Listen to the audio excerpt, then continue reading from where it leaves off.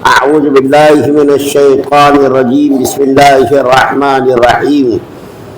ولما بلغ أشده واستوى آتيناه حكما وعلما وكذلك نجزي المحسنين. ودخل المدينة على حين غفلة من أهلها فوجد فيها رجلين يقتتلان هذا من شيعته وهذا من عدوه فاستغاثه الذي من شيعته على الذي من عدوه فوكزه موسى فقضى عليه قال هذا من عمل الشيطان إنه عدو مضل مبين.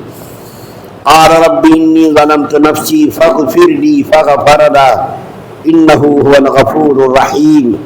قال ربي بما أنعمت علي فلن أكون ظهيرا للمجرمين. اور جب موسیٰ علیہ السلام اپنی بھرپور توانائی کو پہنچے اور پورے جوان ہو گئے تو ہم نے انہیں حکمت اور علم سے نوازا، اور نیک لوگوں کا ہم یوں ہی صلہ دیا کرتے ہیں. اور ایک دن وہ شہر میں ایسے وقت داخل ہوئے جب اس کے باشندے غفلت میں تھے، تو انہوں نے دیکھا کہ وہاں دو آدمی لڑ رہے ہیں. ایک تو ان کی اپنی برادری کا تھا اور دوسرا ان کی دشمن قوم کا. اب جو شخص ان کی برادری کا تھا اس نے انہیں ان کی دشمن قوم کے آدمی کے مقابلے میں مدد کے لیے پکارا. اس پر موسیٰ علیہ السلام نے اس کو ایک مکہ مارا جس نے اس کا کام تمام کر دیا. پھر انہوں نے پچھتا کر کہا کہ یہ تو کوئی شیطان کی کارروائی ہے. حقیقت یہ ہے کہ وہ ایک کھلا دشمن ہے جو غلط راستے پر ڈال دیتا ہے. کہنے لگے میرے پروردگار، میں نے اپنی جان پر ظلم کر لیا، آپ مجھے معاف فرما دیجئے. چنانچہ اللہ تعالیٰ نے انہیں معاف کر دیا. یقیناً وہی ہے جو بہت بخشنے والا بڑا مہربان ہے. موسیٰ علیہ السلام نے کہا میرے پروردگار، آپ نے جو مجھ پر انعامات کیے ہیں تو میں آئندہ کبھی مجرموں کا مددگار نہیں بنوں گا.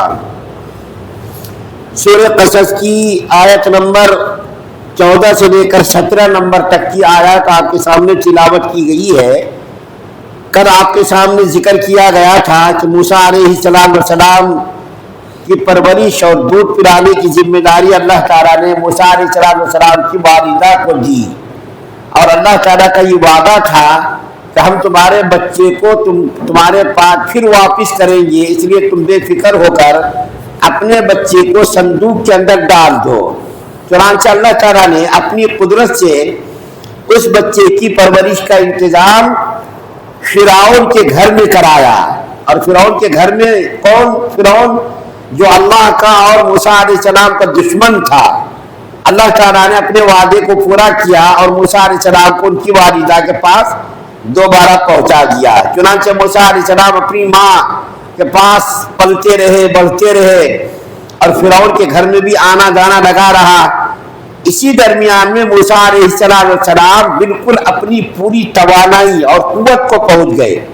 اشد کہتے ہیں اپنی طاقت اور بالکل جوانی کی قوت کو پہنچ جانا، انتہائی درجے کی قوت و طاقت کو پہنچ جانا. چنانچہ موسیٰ علیہ السلام کے بارے میں لکھا ہے کہ یہ ظاہری طور پر بھی نہایت ہی حسین اور خوبصورت تھے، اور اللہ تعالیٰ نے ان کو حسن و جمال عطا کیا تھا، اور توانائی کے اعتبار سے بھی اللہ تعالیٰ نے بڑے ہی زبردست قوت و طاقت کا مالک بنایا تھا. ان کے جسم کے اندر اللہ نے قوت ایسی عطا کی تھی جس کا ذکر ابھی میں کروں گا انشاءاللہ، کہ اللہ تعالیٰ نے ان کے اوپر ایک روب اور ہیبت طاری کی تھی. ان کے دل کے اندر، ان کے جسم چہرے کے اوپر ایک قسم کا روب رہتا تھا. لوگ جب دیکھتے تھے تو ان کو دیکھ کر کے مرعوب ہو جاتے تھے. اللہ نے ان کے چہرے پر ایسا جلال اور کمال ایسا عطا کیا تھا. چنانچہ ان کے بارے میں لکھا ہے کہ ایک مرتبہ یہ باہر سے شہر آئے، اور وہ کون سا وقت تھا اس کے بارے میں مفسرین کی دو باتیں ہیں. ایک تو یہ دوپہر کا وقت تھا، دوسرا یہ کہ صبح کا وقت تھا.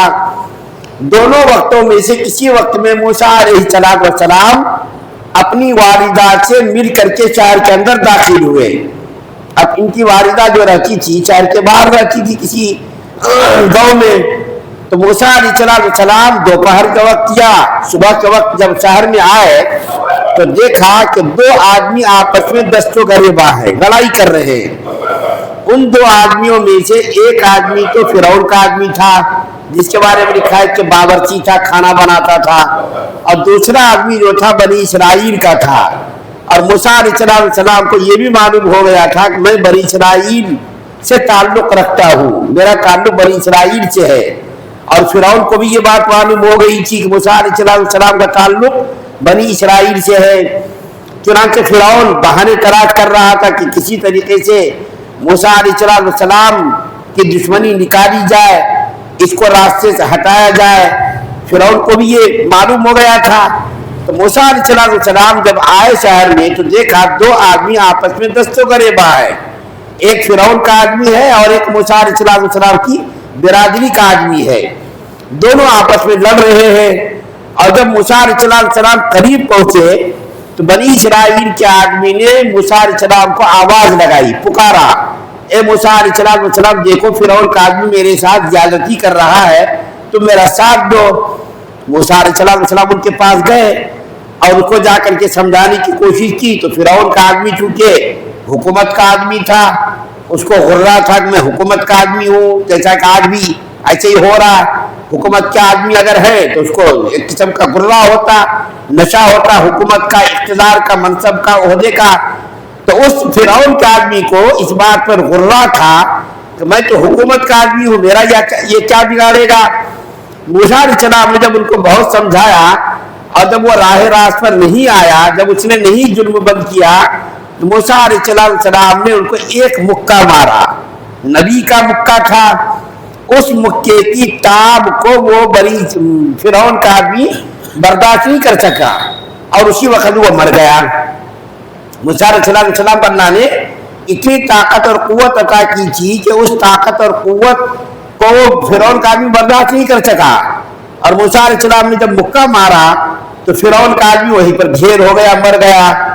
موسیٰ علیہ السلام نے یہ بغیر قصد و ارادے کے اس کو مارا تھا، ظلم کو دفع کرنے کے لیے، ظلم کو ختم کرنے کے لیے اس کو مکہ مارا تھا کہ ہٹو تم کیا لڑائی کر رہے ہو اور تم بنی اسرائیل پر ظلم کر رہے ہو۔ بغیر قصد و ارادے کے مکہ مارا اور وہ آدمی مر گیا۔ جب موسیٰ علیہ السلام نے یہ جب منظر دیکھا تو موسیٰ علیہ السلام اللہ تعالیٰ سے گل گلانے لگے اور کہنے لگے کہ یا اللہ یہ شیطان کی کارثانی ہے، شیطان نے یہ مجھ سے یہ کام کرا دیا اور میرے ہاتھ سے یہ حادثہ پیش آ گیا۔ ایک بات یاد رکھیے، کرنے والا تو سارے کاموں کا مالک اللہ ہے، اچھا کام ہو برا کام ہو، لیکن ادب کا تقاضا یہ ہے کہ برے کام کو شیطان کی طرف منسوب کیا جاتا ہے۔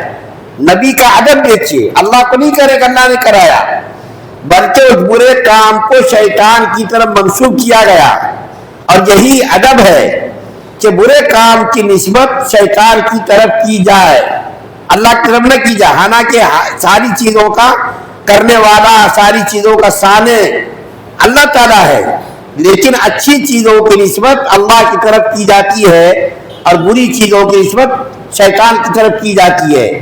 تو حضرت موسیٰ علیہ السلام چونکہ نبی ہیں، نبی سے زیادہ خدا کا ادب اور احترام کرنے والا کون ہو سکتا ہے؟ تو موسیٰ علیہ السلام کہنے لگے کہ یہ شیطانی عمل تھا اور بغیر قصد و ارادے کے مجھ سے یہ کام ہو گیا، اور اللہ تعالیٰ سے معافی مانگنے لگے، گڑ گڑانے لگے کہ یا اللہ مجھ سے غلطی ہو گئی۔ کیوں؟ اس لیے کہ قتل ہونا یہ کوئی جان بوجھ کر کے قتل نہیں کیا تھا، موسیٰ علیہ السلام نے جان بوجھ کر قتل نہیں کیا تھا، لڑائی کو جھگڑے کو ختم کرنے کے لیے اس کو ایک مکہ مارا تھا بس، لیکن خدا کی قدرت دیکھیے کہ وہ آدمی مر گیا۔ تو موسیٰ علیہ السلام گڑ گڑانے لگے، توبہ کرنے لگے، یا اللہ میری غلطی معاف کر دیجیے آپ، کیونکہ نبی کی شان کے خلاف تھا ایک آدمی قتل کرنا، کیونکہ قتل یہ ہوا تھا بغیر قصد و ارادے کے۔ تو موسیٰ علیہ السلام گڑ گڑا کر کے اللہ تعالیٰ سے توبہ استغفار کرنے لگے، اور اللہ تعالیٰ نے، چونکہ موسیٰ علیہ السلام اس وقت نبی نہیں بنے تھے لیکن اللہ تعالیٰ کے نبی بننے والے تھے، اللہ تعالیٰ نے موسیٰ علیہ السلام کے دل میں یہ القاء کیا، الہام کیا کہ موسیٰ علیہ السلام چونکہ تمہارے ہاتھ سے یہ قتل ہوا اور بغیر قصد و ارادے کے یہ قتل ہوا ہے، اس لیے ہم نے تمہاری معافی کا فیصلہ کر لیا ہے۔ اللہ تعالیٰ نے معافی کا اعلان کر دیا۔ موسیٰ علیہ السلام کے دل میں یہ بات ڈال دی کہ ہم نے تمہاری غلطیوں کو معاف کر دیا۔ موسیٰ علیہ السلام اللہ تعالیٰ کی نعمتوں کو یاد کرنے لگے کہ اللہ تو نے میرے ساتھ بہت ساری نعمتیں کی ہیں، بہت سارے احسانات کیے ہیں، اور وہ احسانات کیا ہے جس کا ذکر میں نے کیا کہ موسیٰ علیہ السلام جب پیدا ہوئے تو فرعون نے بچوں کے قتل کا حکم صادر کیا تھا، لیکن اللہ تعالیٰ نے اتنا بڑا انعام کیا کہ موسیٰ علیہ السلام کو صرف فرعون کے ظلم سے بچایا ہی نہیں بلکہ بچا کر کے فرعون کے ذریعے سے ہی موسیٰ علیہ السلام کی پرورش کرائی، اور ان کے گھر میں ان کو شاہانہ ٹھاٹ بات کے ساتھ انہوں نے زندگی گزاری، جوانی کی دہلیز پر انہوں نے قدم رکھا۔ تو موسیٰ علیہ السلام خدا کے انعام کا اور خدا کے احسانات کا ذکر کرنے لگے، اور اسی وقت عہد کیا، یا اللہ میں کبھی ظالموں کا ساتھ نہیں دوں گا، مجرموں کا ساتھ نہیں دوں گا اور ظالموں کا ساتھ نہیں دوں گا۔ اسی وقت موسیٰ علیہ السلام نے اللہ تعالیٰ سے یہ عہد کیا۔